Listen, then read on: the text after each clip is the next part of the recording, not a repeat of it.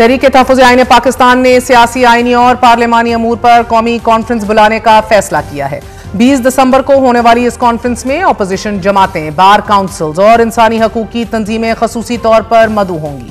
तमाम इस कॉन्फ्रेंस के लिए पीपल्स पार्टी को भी दावत दे दी गई है। गुज़िश्ता रोज तहरीक तहफ़्फ़ुज़ आईन पाकिस्तान के वफ़द ने अमीर जमीयत उलमा इस्लाम मौलाना फजल रहमान से उनकी रिहाइशगाह पर मुलाकात की और कौमी मुशावरती कॉन्फ्रेंस में शिरकत की दावत दी। तहरीक तहफ़्फ़ुज़ आईन पाकिस्तान के वफ़द में सेक्रेटरी जनरल असद कैसर, तैमूर सलीम झगड़ा, शहराम तरकई, हुसैन अहमद यूसुफजई और खालिद यूसुफ चौधरी शामिल थे। मुलाकात में दोनों अतराफ से मुल्क में मौजूदा सियासी सूरत हाल, आइन की बालादस्ती, जमहूरियत के इस्तेहकाम और कौमी यकजहती के अहम तरीन मसाइल पर जामे तबादला ख्याल किया गया।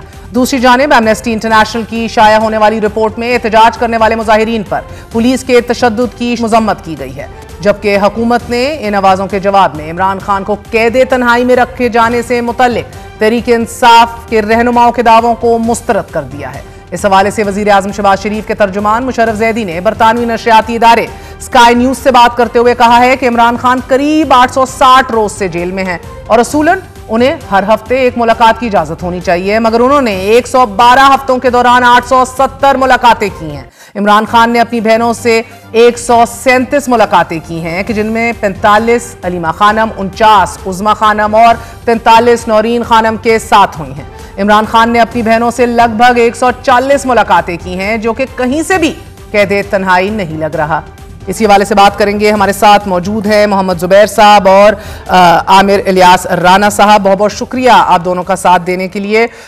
मैं जुबैर आपसे आगाज करूंगी। पहल तो एक बात बताई दीजिएगा, क्योंकि सियासी बयान ना देने के ऊपर जो है सारा मामला अटका हुआ है। कानूनी जो तमाम तर फैसले हैं उनको भी कोर्ट करके कहा जाता है कि बाहर आकर सियासी बयान ना देने की बात की गई थी, जिसकी सरन खिलाफ वर्जी करती है तहरीक इंसाफ।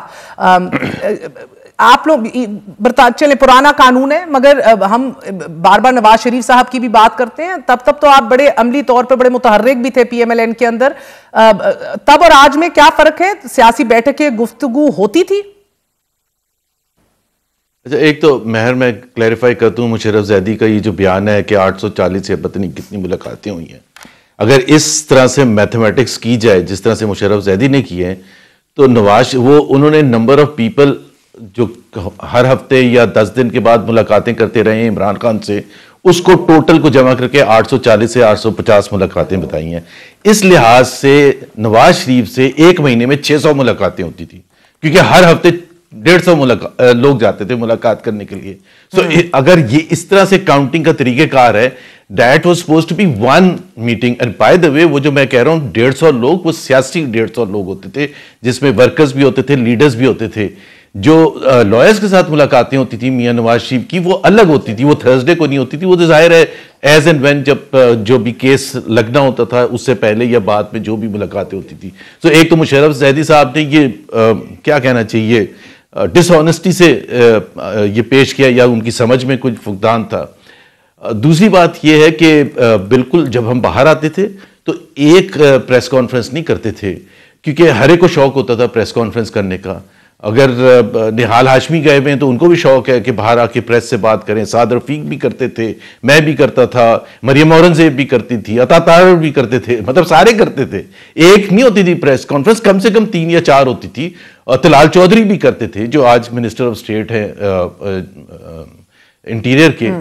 तो कोई रिस्ट्रिक्शन नहीं होती थी। ये कैसे हो सकता है कि आप सियासी रहनुमा से बाहर मिलने गए हैं और बाहर आके आप मौसम की बात करें? भाई आपको क्या डर है? सियासी बात कर रहे हैं ना, आपको डर क्यों है? आपको किस चीज का खौफ है?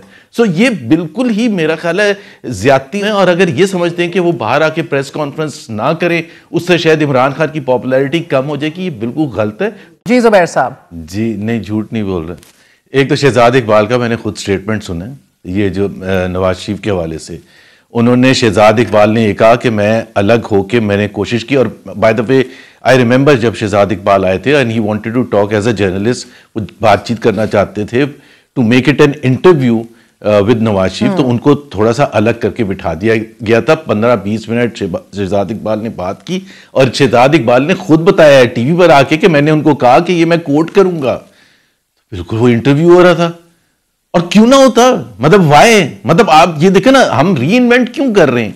और ये कहां से मेरा कंपैरिजन कर रहे हैं कि जी वो फौज के हवाले से, मियां नवाज शरीफ अपने वक्तों में फौज के हवाले से वो बात कर चुके हैं, चाहे वो कारगिल के हवाले से था या किसी और वक्त के हवाले से था, उन्होंने कोई कमी नहीं छोड़ी।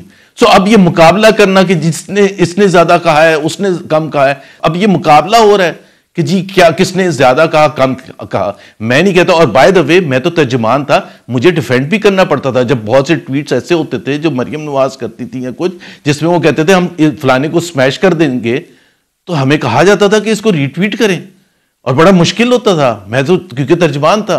सो ये जो डिबेट है ना कि इमरान खान को इसलिए कहा जा रहा है क्योंकि वो फौज के खिलाफ, अब अपने वक्त के हिसाब से जब उन्होंने जनरल कमर बाजवा या जनरल फैज हमीद के बारे में कहा और मुसलसल कहा और कंसिस्टेंटली कहा, और जनरल मुशर्रफ के बारे में क्या कहा, सन 71 में के हवाले से क्या तो कहा। जुबैर, अब एक तरफ वो कहते हैं कि जी ये तो एक लाहासिल बहस लंबी छिड़ जाएगी ना, द मेरिट्स ऑफ और द मेरिट्स ऑफ बोथ, और इसमें भी कोई शक नहीं है कि वाकई दर्जा हरारत तो एक अनप्रेसिडेंटेड लेवल्स तक ले गए हैं इमरान खान साहब, ना ही वो उससे रिट्रीट करने जा रहे हैं इन द कमिंग डेज। सो अब ये जो बैठक पेशावर में हो रही है तहरीक तहफ़्फ़ुज़ आईन पाकिस्तान की अम्ब्रेला के नीचे, आपको उससे कुछ निकलता दिख रहा है? अच्छा, एक तो ये इस्लामाबाद में हो रही है। जी पेशावर में। जुबैर साहब से पहले पूछ रही हूं, फिर आपसे पूछती हूं। जी देखें, इससे एक बात यह है कि 27वीं अमेंडमेंट जब हुई है, उससे पहले 26वीं हो चुकी थी, 27वीं जब हुई है तो हम समझते हैं कि आइन बिल्कुल ख़त्म हो गया। मैंने तो बल्कि सजेस्ट किया है कि इसका नाम भी चेंज किया जाए, तहफ़्फ़ुज़ आइन नहीं है ये, तो दोबारा से आइन बनाने की हमने बात करनी है। सन 73 का आइन तो बिल्कुल in all letter and spirit ख़त्म हो चुका है।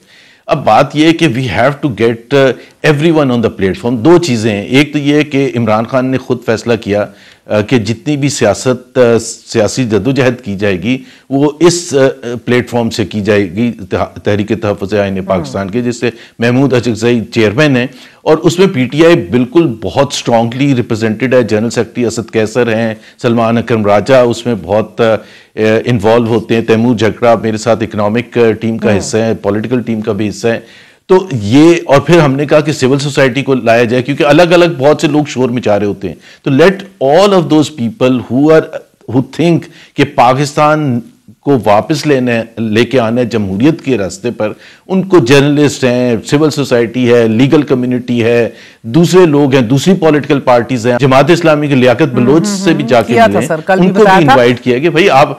मगर सर, मैं सबसे ज्यादा कलीदी किरदार मौलाना का भी देख रही हूं। अगर आपको याद हो सर कि मौलाना साहब ने बड़ा कलीदी किरदार माजी में भी अदा किया है। मौलाना साहब आप लोगों के साथ थे, उन्होंने जलसे भी किए, लॉन्ग मार्चेस भी किए, इन मार्चेस से यकीनन नवाज शरीफ साहब को फायदा हुआ और बिल्कुल उसके फौरन बाद उनको लंदन भी भेज दिया गया था। क्या इस बार मौलाना इमरान खान के लिए कुछ कर पाएंगे?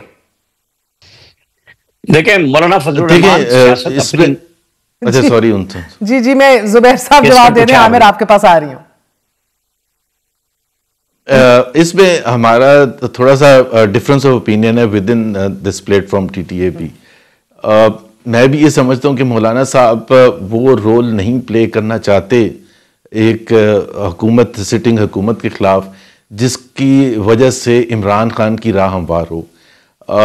और मैं अभी भी ये कहता हूँ, टीवी पर भी बैठ के कह रहा हूँ, मुस्तफा खोखर का भी ये थिंकिंग है कि वो नहीं ज्वाइन करेंगे। देखें, उनकी सियासत को जितना नुकसान इमरान खान ने पहुंचाया, किसी ने नहीं पहुंचाया, और किसी ने नहीं पहुंचाया। Nawaz Sharif was never that threat for him.